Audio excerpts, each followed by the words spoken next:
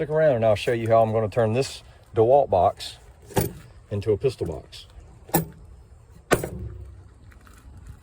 This is the most common style you'll find between a lot of your toolboxes. You'll have this injection or this blow molded insert that is compressed together, and there's air in between these pockets, and this has to be cut out.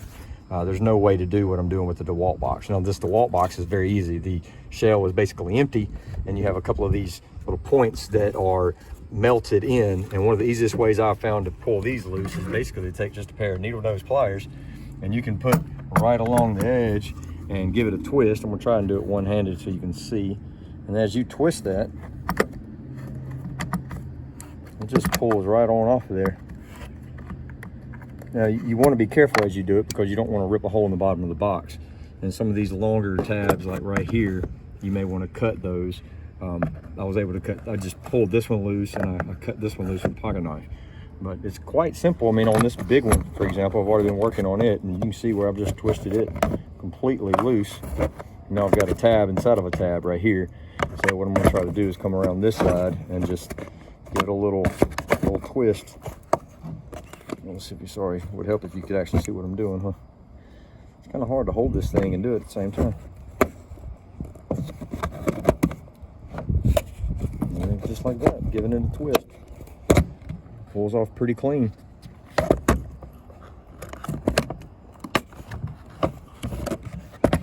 Let's see here, I need to come back to this back side.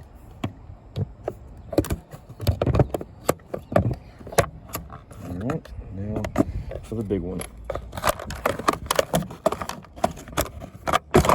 And just like that, that whole section's gone. So I'll come back once I get some of these done. I've got a Milwaukee box also that I'm going to show you. So I'm going to take and put several of these boxes together as I put them out. But I want you to see the, some of the different ways of doing this.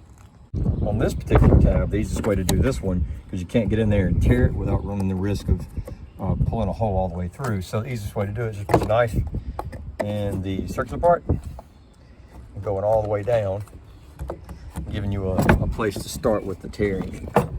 Once you get it all the way to the bottom, should have gone on the inside instead of this side here. And there we go, down. Then you can go back to using your pliers. Again, apologize for trying to do this one-handed. Put your pliers all the way in and give it a twist, and then it'll start just like that.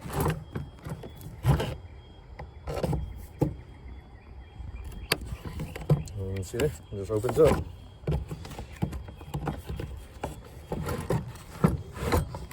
And boom. So I got that bottom side done. I'm working on the top side. Oops, sorry. I got the bottom side done. Now I'm working on the top side.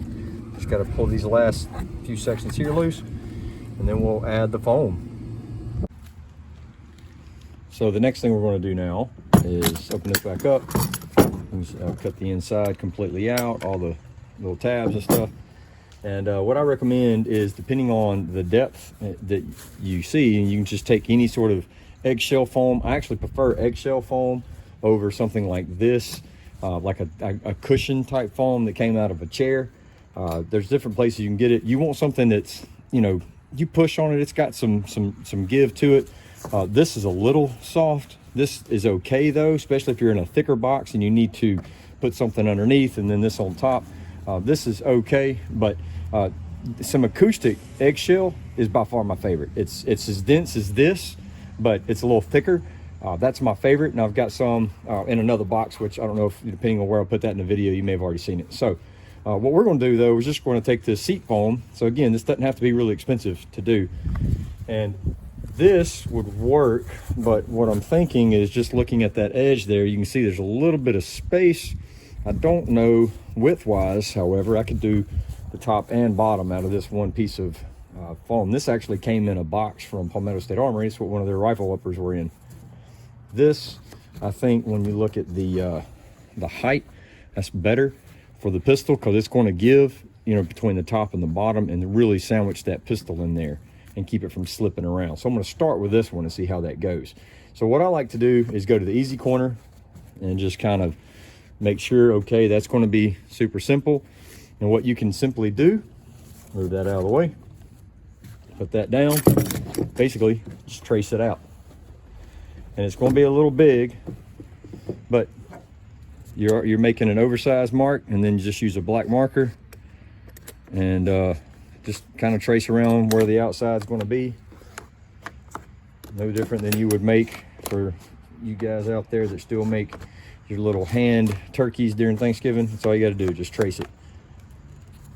So there's what it's going to look like, and I'm going to put it in here just to see if it appears to be lining up well. It will. So I'm going to start off by actually cutting the line. All you want to do is use a decent razor knife, and this stuff's kind of thick, so, and this is an old blade. It would be better if I actually had it in a cutter. There we go, that side's new.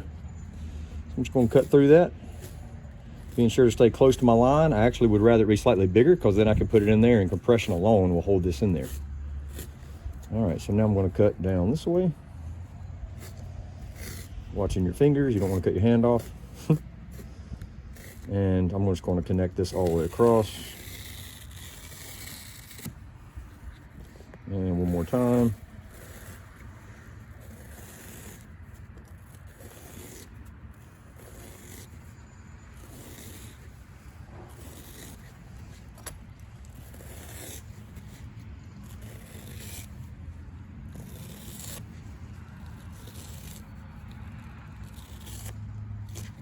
All right.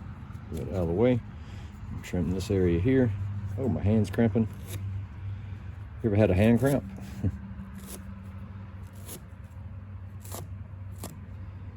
All right, and now we got to cut this right here.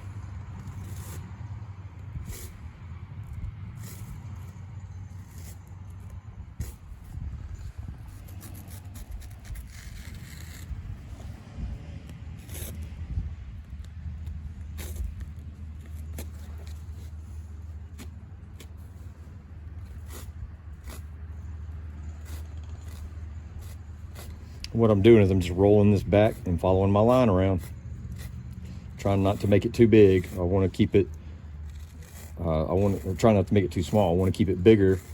You see how I'm just rolling that back with my hand.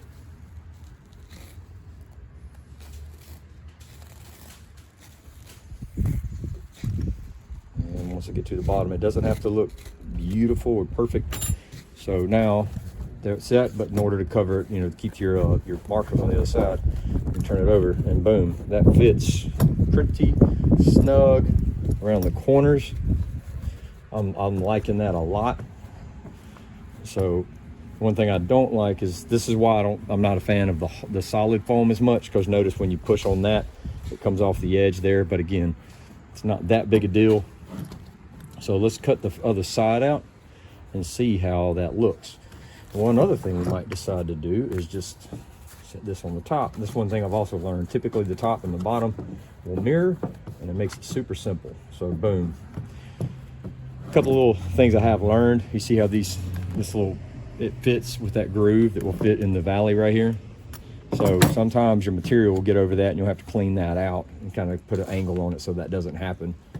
But again, you can see right there when you push down on it, like there's a pistol or something in there, it's going to pull it off the edge a little bit. But again, it's not the end of the world, but that's why I prefer the eggshell foam. That doesn't happen nearly as bad.